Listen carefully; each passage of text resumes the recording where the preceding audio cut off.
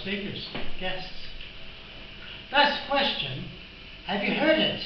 Old age does not come alone. I never heard that phrase until I lived in the UK and I got married to an English lady, and her dad used to say, old age doesn't come alone. What are you talking about? I always thought it was about, the aches and pains as you get older. But on the drive over here, I didn't know what I was talking about, and I thought, is that question generational? Is that just a thought that comes from an old person, or does a younger person, the younger generation, hear that phrase from an old person, and would you ignore it, or did you ignore it when you heard it? Oh, I never heard it. No. Has anyone else heard it? As a phrase. As a phrase. Yeah. And, but my father-in-law used to have aches and pains and couldn't bend over very well and so forth, and old age didn't come along. Kind of weird. But then, thinking about it, is it just about an old person's age, about pain? I was thinking, doesn't have to be.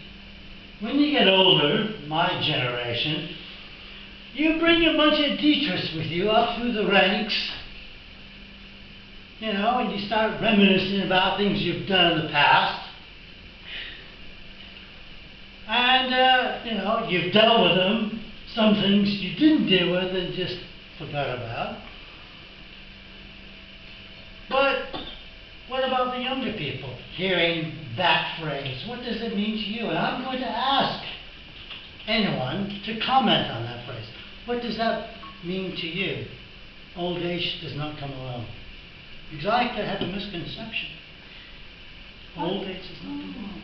Is it just pain? Or is it about being in society, thinking about, as the older generation, you're getting older, and you're starting to think, my time is limited.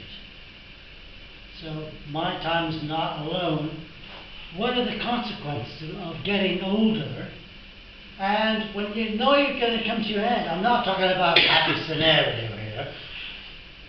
How do you cope with that mentally when you think, my time's limited, so how is it going to affect the people around you?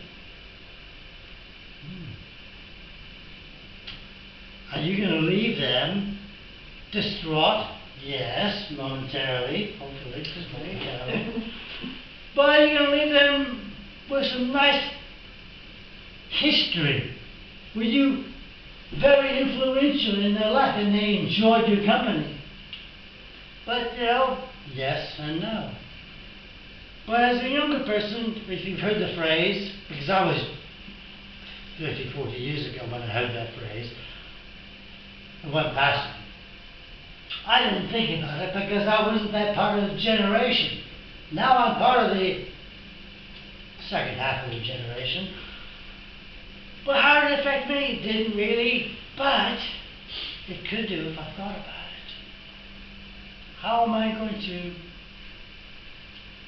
leave my legacy behind?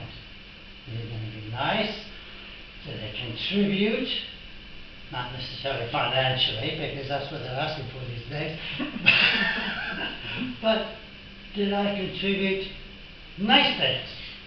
Was I kind to my family? Did I look after my family and my relations? And, you want to think about things like that. I want to, when I leave,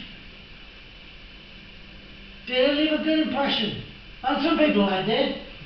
Some I didn't. I didn't care about that.